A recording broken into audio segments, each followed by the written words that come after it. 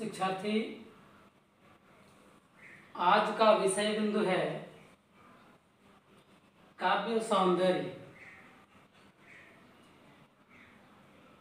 जब हम कविता पाठ के पश्चात व्याख्या करते हैं तो व्याख्या करने के बाद उसमें एक बिंदु आता है जब हमें काव्य सौंदर्य लिखना होता है। सबसे पहले हमें यह जानना होगा कि काव्य सौंदर्य में किन किन घटकों का समावेश होता है। आए विचार करें। साधारणतया आपने देखा होगा कि यदि किसी स्त्री अथवा पुरुष की बात करें तो उसके सौंदर्य के दो घटक होते हैं, एक बाह्य पक्ष और दूसरा आंतरिक पक्ष। उदाहरण के लिए कोई आदमी वस्त्रों से सुसज्जित होता है, आभूषण इत्यादि भी धारण करता है यदि स्त्री है तो ऐसा करने से उसका बाहरी सौंदर्य बढ़ जाता है, किंतु उसका अंतर्मन कितना सुंदर है यह जानने के लिए उसके आंतरिक गुणों को जानना आवश्यक होता है। जैसे वह व्यक्ति ईमानदार है या बेईमान है, वह व्यक्ति आलसी है अथवा कर्तव्यनिष्ठ है, मानवीय संवेदनाएं उसके अंदर हैं कि नहीं हैं। जब इन सारे गुणों का अध्ययन करते हैं तब हम उसके अंतर्मन को टटोल रहे होते हैं। तो व्यक्ति का व्यक्तित्व वही अच्छा है जिसमें उसका अंतर्मन और उसकी बाहरी काया दोनों के सौंदर्य में साम्य हो, वही सौंदर्य अच्छा माना जाता है। ठीक उसी प्रकार जब हम कविता पाठ करते हैं तो उस कविता पाठ के अंदर कवि ने किन किन घटकों का समावेश किया है उस पर विचार करते हैं। और उसके दो घटक होते हैं, उसके भी बाह्य पक्ष और आंतरिक पक्ष होते हैं। कविता लिखने से पहले सबसे पहले कवि यह निर्धारित करता है कि वो कौन से भाव हैं जो हमें अपने पाठकों तक संप्रेषित करने हैं। कविता का संप्रेष्य क्या है? तो वह उसका भाव पक्ष हो जाता है।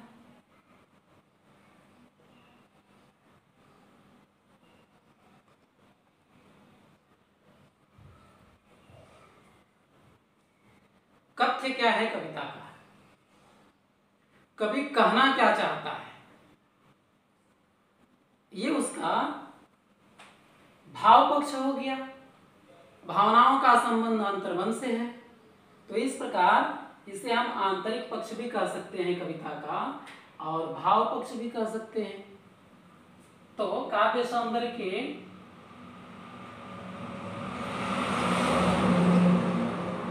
जो आंतरिक पक्ष है वो भाव पक्ष और जो दूसरा है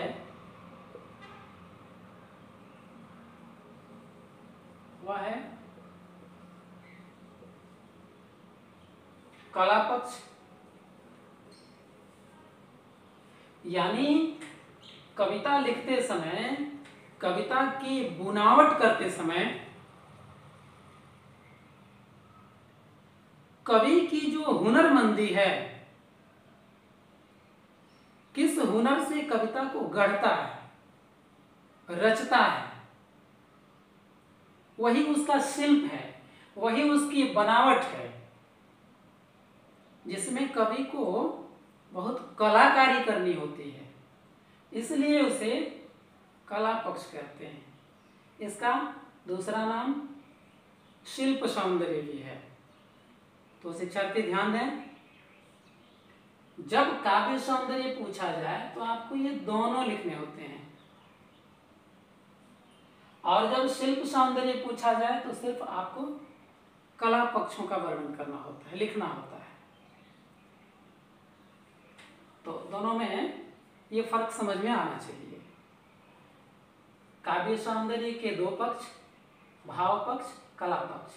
भाव पक्ष को आंतरिक पक्ष भी कहा जाता है और कला पक्ष को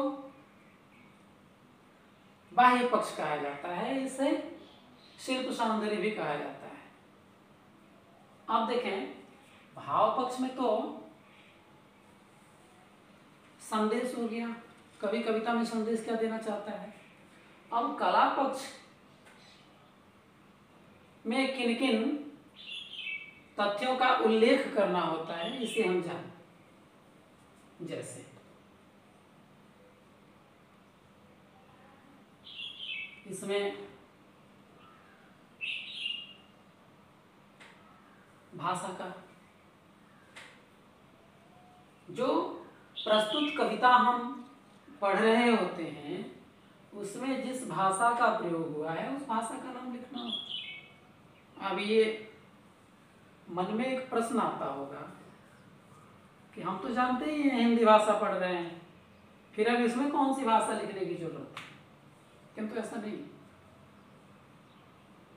हिंदी भाषा में कई क्षेत्रीय भाषाओं का समावेश है। इसमें अब हिंदी के अंतर्गत जो क्षेत्रीय भाषाएं बोलियां हैं उनमें से जिस क्षेत्र में कवि रह रहा होता है, जिस क्षेत्र की परिस्थितियों से प्रभावित होता है, जो उसकी मातृभाषा रही होती है, वो अपनी क्षेत्रीय भाषा में कविता लिखता है। इस आधार पर हम जानते हैं हिंदी में अवधी भाषा, ब्रज भाषा, बुंदेली, छत्तीसगढ़ी इत्यादि आपने भाषाओं का उल्लेख सुना होगा। तो अभी जो मुख्य रूप से हमारे जो कवि जिन भाषाओं का प्रयोग किए हैं उसमें क्या क्या आता है देखेंगे। ब्रज भाषा,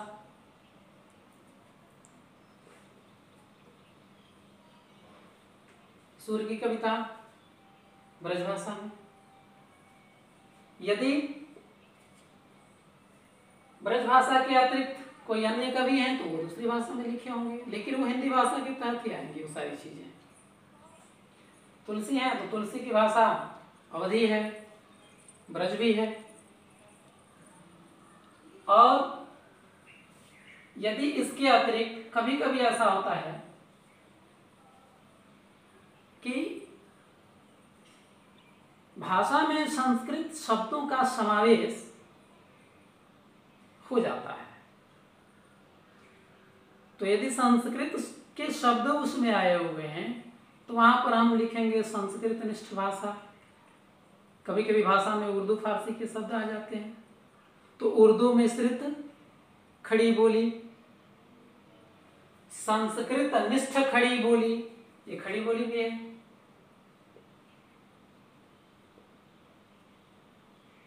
तो आप लिख सकते हैं सरल यदि है तो सरल हिंदी खड़ी बोली, संस्कृत निष्ठ खड़ी बोली, उर्दू मिश्रित खड़ी बोली। यदि अंग्रेजी भाषा के शब्द उसमें आए हुए हैं तो अंग्रेजी मिश्रित खड़ी बोली। इस तरह से इसका जिक्र होता है। अब जो दूसरा घटक है भाषा के बाद,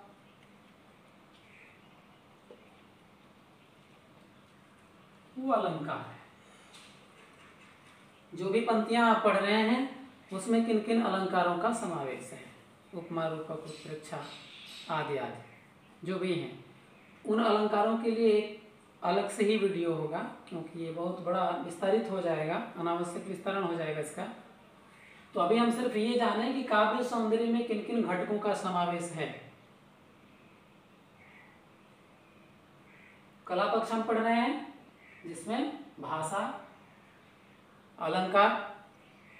तो अलंकारों को देख लेंगे। ये जानने से पहले अलंकारों की तैयारी, और ये मान लिया जाता है कि जो शिक्षार्थी 12वीं में आ चुके हैं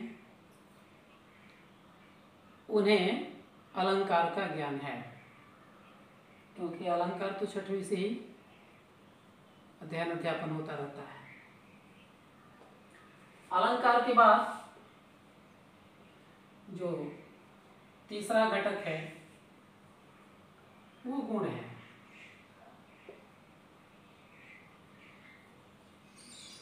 ये गुण जो है काव्य गुण है। आगे जब आप अगली कक्षाओं में जाएंगे तो आपको काव्य, काव्य गुण, काव्य दोष इत्यादि पढ़ने होंगे। यहाँ भी आपके सिलेबस में काव्य दोष नहीं है।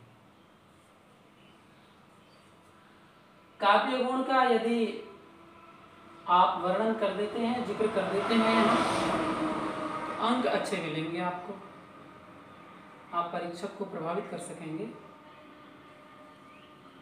तो गुण को जानना होगा कि काव्य के भी गुण होते हैं, और उन गुणों को मुख्यतया 3 भागों में बांटा गया है।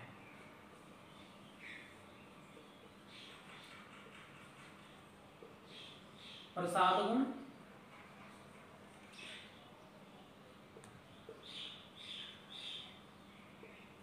माधुर्य गुण,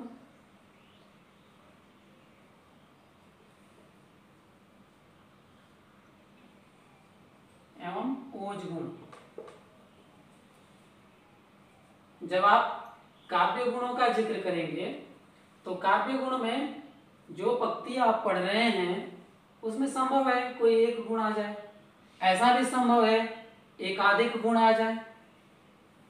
प्रसाद गुण, माधुर्य गुण, ओज गुण, प्रसाद गुण, माधुर्य गुण आ सकते हैं, और कहीं अलग ओज गुण भी आ सकता है।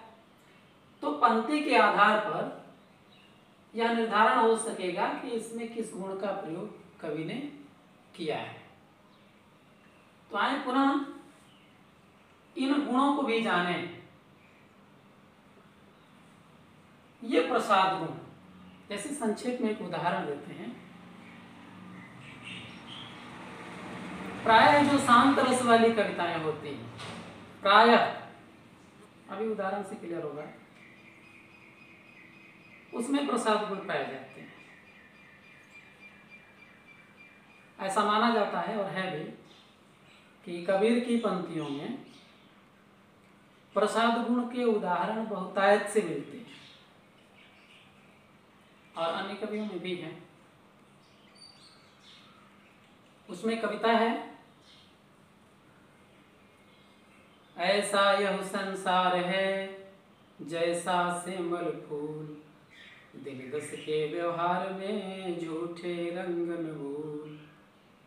ये कविता आप लोगों ने सुनी होगी। कबीर साहब कहते हैं यह संसार ऐसा है जैसा सिंबल का फूल, पर ये सिंबल का फूल है कैसा? बोलचाल में हम लोग गांवी भाषा में सेमर कहते हैं इसे। लाल लाल फूल होते हैं, काफी आकर्षक। यह संसार कैसा है? सिंबल का फूल जैसा है, लेकिन सिंबल का फूल कैसा है? सिर्फ लाल ही नहीं है, और भी बहुत सारे लक्षण हैं उसके। सिंबल का फूल बहुत ही आकर्षक होता है। सिर्फ आकर्षक ही नहीं होता है, उसमें संभावनाओं के सुंदर सुंदर फल भी लगते हैं। जैसे ही पक्षी फूलों का आकर्षण देखता है, उमड़राने लगता है, आता है, जाता है, चहकता है। फूल फलों में परिणित हो जाते हैं, पुनः फलों के पकने की प्रतीक्षा में होता है। फल पकते भी हैं, किंतु जब वह पक्षी चोंच मारता है फल का रसास्वादन करने के लिए, तो क्या वह रसास्वादन कर पाता है? क्या उसे रस की प्राप्ति होती है? कदापि नहीं। उसमें से तो रुई के फाहे निकलते हैं जो उसके खाने लायक रह ही नहीं जाते हैं। तब उसे ज्ञान होता है कि यह संसार कितना असार है। ये उदाहरण कबीर साहब ने मनुष्य वृत्ति का उद्घाटन करने के लिए दिया। मनुष्य भी तो यही करता है संसार में। बहुत सारे रिश्ते नाते, सगे संबंधियों के आकर्षण में पड़ा वह आनंद तलाशता रहता है। इसी में समय बीत जाता है। अंततः क्या होता है? ढाक के 3 पार, हाथ कुछ लगता ही नहीं। जिस आकर्षण में वो बंधा था, जो संभावनाएं परिकल्पित की थी, वो मिला कहां उसे? और जब यह बात हम सोचते हैं तो हमारी जो मानसिक स्थिति होती है वो आप सहज ही अनुभव कर सकते हैं। उस समय बिल्कुल कोई इच्छा नहीं रह जाती संसार के प्रति। तो इस तरह की यदि कविताएं आती हैं कि इच्छाएं हमारी संतुलित होती हैं या वैराग्य की तरफ जाती हैं या कोई आकर्षण नहीं रह जाता सांसारिकता के प्रति, तो उस स्थिति में पहुंचाने वाली जो कविता होगी वो प्रसाद गुण संपन्न होगी। और भी विस्तार में अगली कक्षाओं में मिलेगा आपको। यहाँ बस एक सामान्य जानकारी, और इसे और स्पष्ट करने के लिए यदि इन 2 गुणों को जान लें तो ये और स्पष्ट हो जाएगा। दूसरा देखें, पहला तो हो गया प्रसाद गुण, दूसरा है माधुर्य गुण। जैसा कि शब्द से ही स्पष्ट है, माधुर्य का मतलब मिठास, मधुर कविता। ये कविता मनुष्य की कोमल भावनाओं को जगाती हैं। प्रायः जो श्रृंगारिक कविताएं होती हैं जिसमें अनुनासिक ध्वनियां बहुतायत से मिले, तो वो माधुर्य गुण संपन्न होती हैं। माधुर्य गुण की कविता हम पढ़ेंगे। गोस्वामी तुलसीदास ने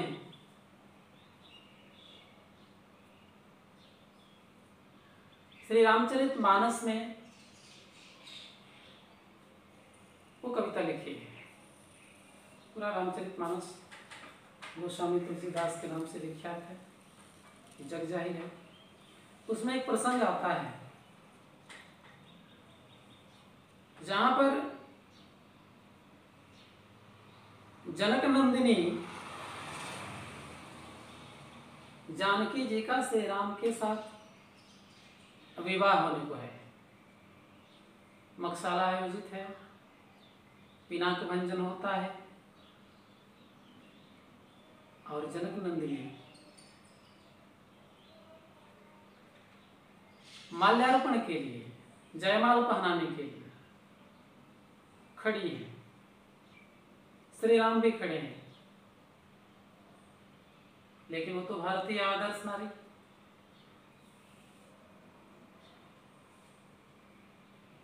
भारतीय नारी का यह आदर्श रहा है। उसमें लज्जा और संकोच, यद्यपि की श्रृंगारिकता अपने चरम उत्कर्ष पर हो, फिर भी उसमें उद्विग्नता नहीं होती। एक मर्यादित प्रेम होता है। उस समय अपने पति का दर्शन करना चाहती हैं, जयमाल उनके हाथ में है। तो वहां पर कवि क्या लिखते हैं?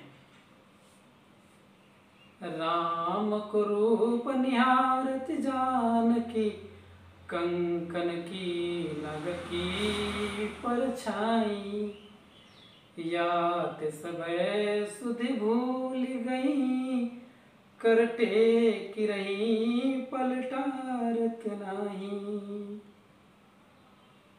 क्या कहती हैं तुलसीदास जी? क्या कहते हैं?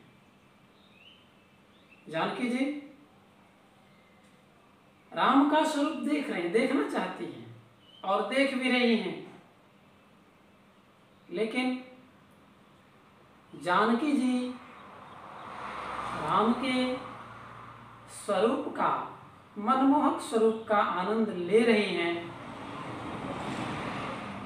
मनमोहक स्वरूप का दर्शन कर रही हैं, लेकिन कहाँ? जानकी जी ने कंगन पहन रखा है। कंगन, कंगन का नाम सुना होगा, एक आभूषण होता है स्त्रियों का। उस कंगन में नग लगे होते हैं, नग, जिसमें चेहरा दिखता है, प्रतिबिंबित हो रहा है। जानकी जी के कंगन में लगे नग में श्री राम का मोहक स्वरूप प्रतिबिंबित हो रहा है, और जानकी जी पलक नीचे की हुई हैं और उस कंगन में ही श्री राम दर्शन का आनंद ले रही हैं, और वो आनंद में इतनी मग्न है कि अपना सूध बूध खो बैठी है। हाथ उनका जैसे रुक गया है, पलक हटते नहीं, एक टक श्री राम के स्वरूप को देख रही हैं। तो उसी दृश्य पर कवि ने अपनी लेखनी चलाई। वो पंक्ति पुनः एक बार, राम को रूप निहारत जानकी, कंगन के नग की परछाई, याते सवै सुधि भूल गई, करटे की रही पलटारत नहीं। इस कविता को सुनने के पश्चात आपके मन में एक विशिष्ट प्रकार की धारणा उत्पन्न हो रही होगी, एक विशिष्ट मन स्थिति में आप आ रहे होंगे। वह मन स्थिति ही श्रृंगारिकता है, माधुर्य है, मिठास है। आपके मन में माधुर्य का संचार करने वाली ये कविता है। इसलिए इस कविता में जब काव्य सौंदर्य लिखने को आएगा तो भाव पक्ष आप लिखेंगे। भाव पक्ष में आपको लिखना होगा क्या? प्रस्तुत पंक्तियों में कवि ने जगत जननी जानकी के श्री राम के प्रति प्रेम का वर्णन किया है, और वहीं कला पक्ष में आप लिखना शुरू करेंगे कि प्रस्तुत पंक्तियों में अवधी भाषा का प्रयोग हुआ है। रामचरितमानस जो है अवधी भाषा में लिखी गई है, और जब गुण की बारी आएगी तो आप उसमें दिखाएंगे, इसमें ये पंक्तियां, प्रस्तुत पंक्तियां माधुर्य गुण संपन्न हैं। माधुर्य गुण का एक और उदाहरण लेते हैं। श्रृंगार के लिए तो प्रसिद्धि बिहारी को है, ये भी जग जाहिर है। बिहारी ने लिखा है,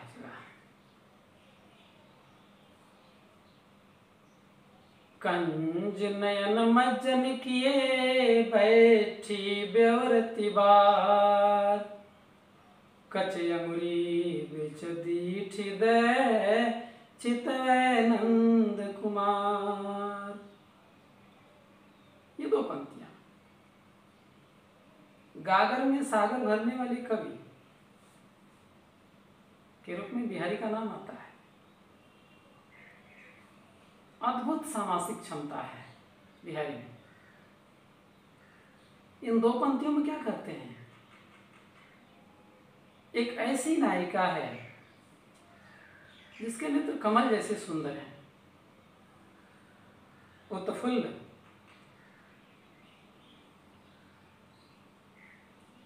वो स्नान किए बैठे अपने केस को सुलझा रही है।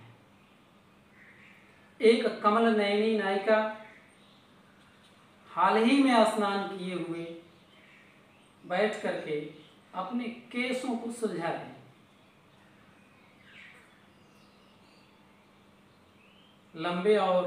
लंबे घने काले केसों वाली नायिका सुंदर मानी गई है। कवि प्रायः सौंदर्य बोध कराने के लिए ऐसी ही नायिकाओं का प्रयोग करता है, उदाहरण देता है।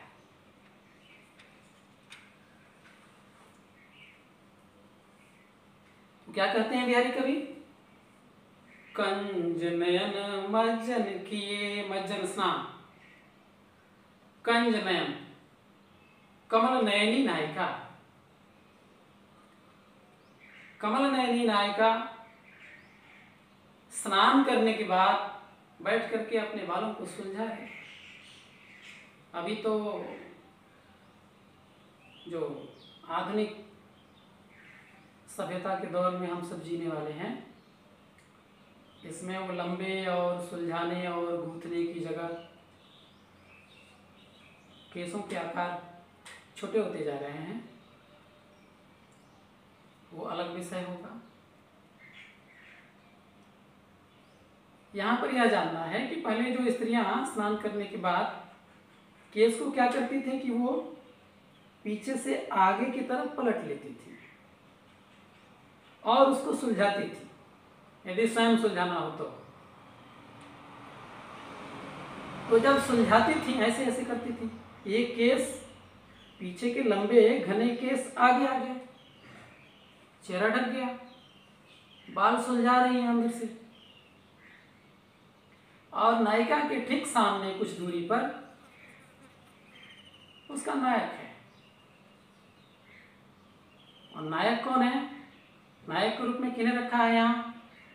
कौन है नायक पात्र में? नंद कुमार। नंद कुमार श्री कृष्ण को कहा गया। तो बिहारी कवि कहते हैं कि कमल नयनी नायिका स्नान करके और अपने बालों को सुलझा रही हैं। कच्छ या मुरी बिच, कच्छ कहा गया बाल को, ये बाल, केस, कच्छ ये पर्यायवाची हैं।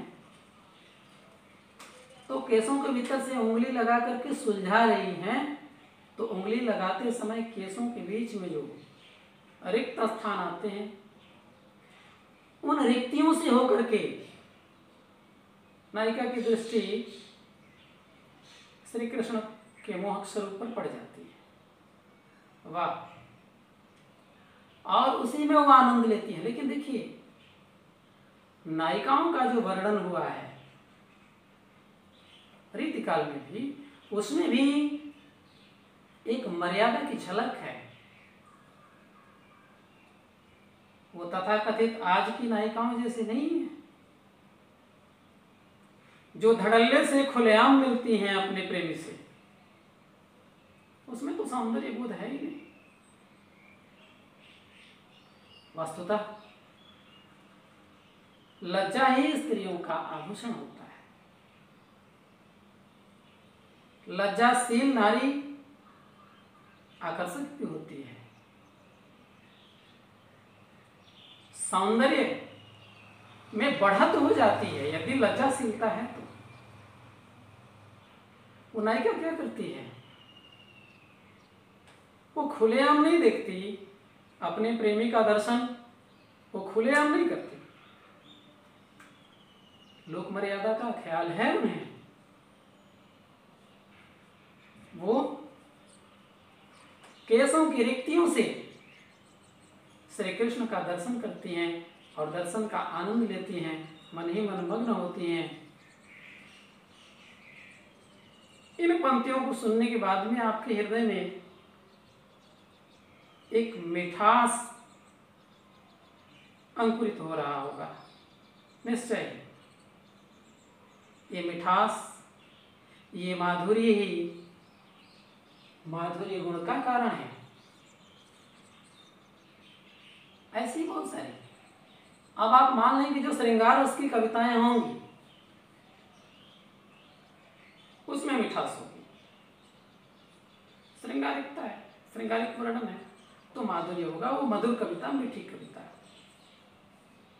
और ऐसा नहीं है कि सिर्फ नायक नायिकाओं के साथ ही माधुर्य गुण का हो, जहां प्रकृति की सुंदरता का चित्रण हो रहा हो वहां भी तो मधुर है, माधुर्य वहां भी है। जहां जहां प्रकृति में माधुर्य है, हमारी भावनाओं में माधुर्य है, यदि उसका वर्णन कवि करता है और वो मीठी कविता है, मधुर कविता है, हमारे हृदय में माधुर्य का संचार करती है, तो वो माधुर्य गुण संपन्न कविता है। अब तीसरा देखें, ओज गुण। वीर रस वाली जो कविता होती है ओज गुण। ओज का मतलब ही वीरता, ओजस्विता।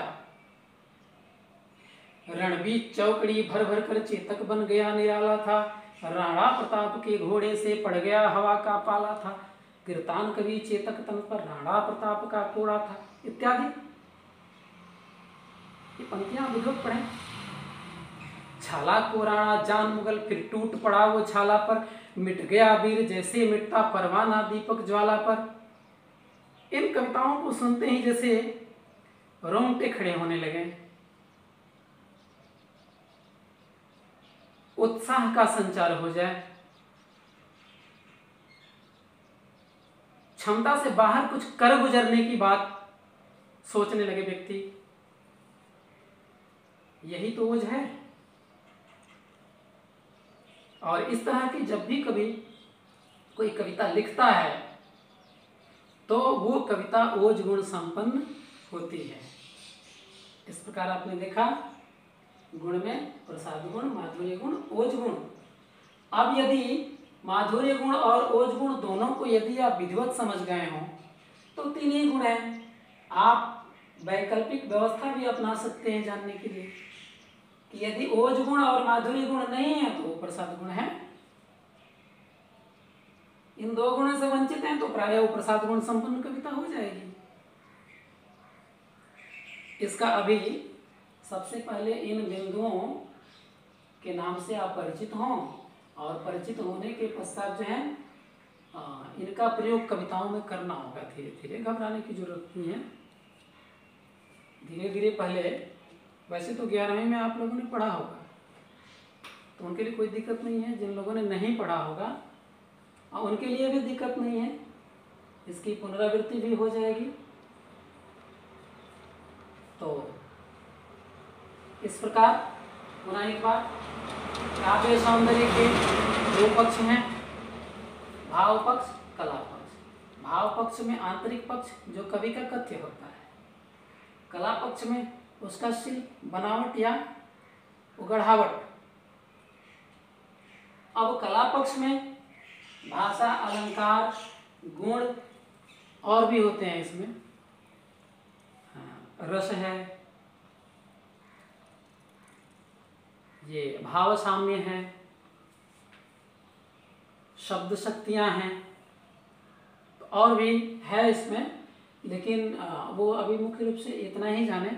उसके लिए अलग से एक एक चैप्टर करना होगा, उसके लिए अलग से व्याख्यान करने होंगे ताकि इसका अनावश्यक विस्तारण न हो जाए। और आपने हमें सुना, साभार, धन्यवाद, मंगल कामना।